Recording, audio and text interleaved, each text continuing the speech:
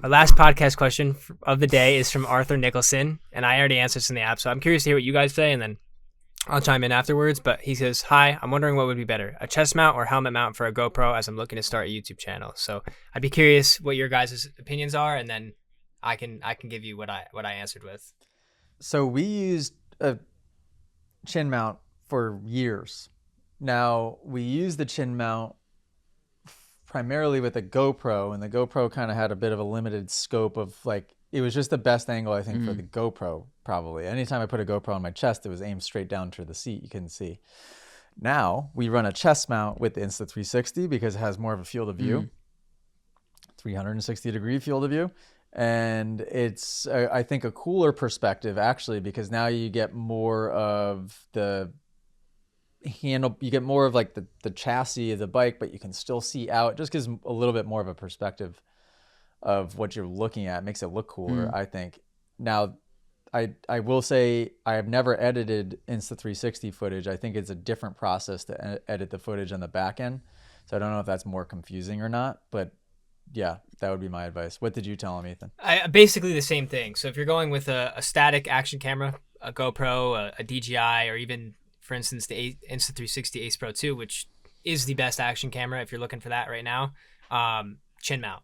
You know what I mean? If you don't have that 360-degree angle, the chin mount is the best view because it's always looking where you're looking.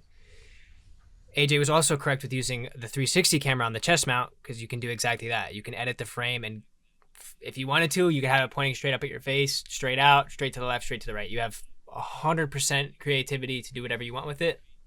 With that being said, the editing process is a little bit annoying because if you get it from a regular action camera, you're just using that footage directly. When you take footage from an Insta360, you have to put it into their program and do keyframes to point the camera where you want. So it can be a little finicky at first, but once you get your feet wet with it, it's actually pretty simple.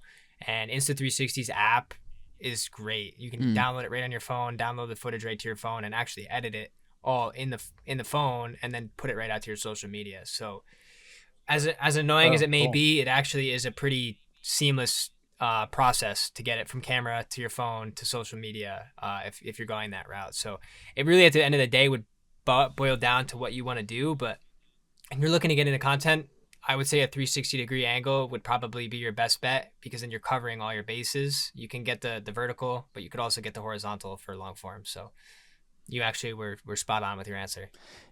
Yeah, and the chest mount's super, it's easy, it's comfortable, it's not annoying. Sometimes I found that with the chin mount, depending on which one I would use, it would sometimes hit my handlebar, which seems weird because I'm like, when is my chin getting that low? But I would always knock it into my handlebar, and then the camera would end up falling off. So there was a lot of times in Supercross when I was running it, the chin mount in Supercross, my camera would just get knocked off, which doesn't happen with the chest mount at all. And I think from a consumer point of view, to answer Arthur's question as well, I think I would prefer to watch footage from a chest mount.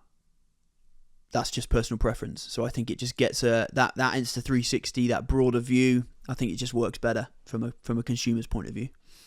It feels a little bit more like you're the one riding, I feel like. And you would think that the chin would accomplish that as well, but there's just something about just being a little bit lower where you can see a little bit more of the controls in the bike. It's a nice angle, and the benefit of the 360 as well is I feel like it looks really good on vertical short form content. Where if you're filming with like a GoPro, it's just you gotta scale it down. Then you have the blurred background. Yeah, the chest mount definitely is a very cool angle. I agree with what you're saying about like you feel like you're on board. It feels like you're riding. You know what I mean? Like I'll throw a helmet on and a jersey just to watch a Jeff Walker video. And yeah, exactly. Like ripping, so. Yeah, straight up. Love that.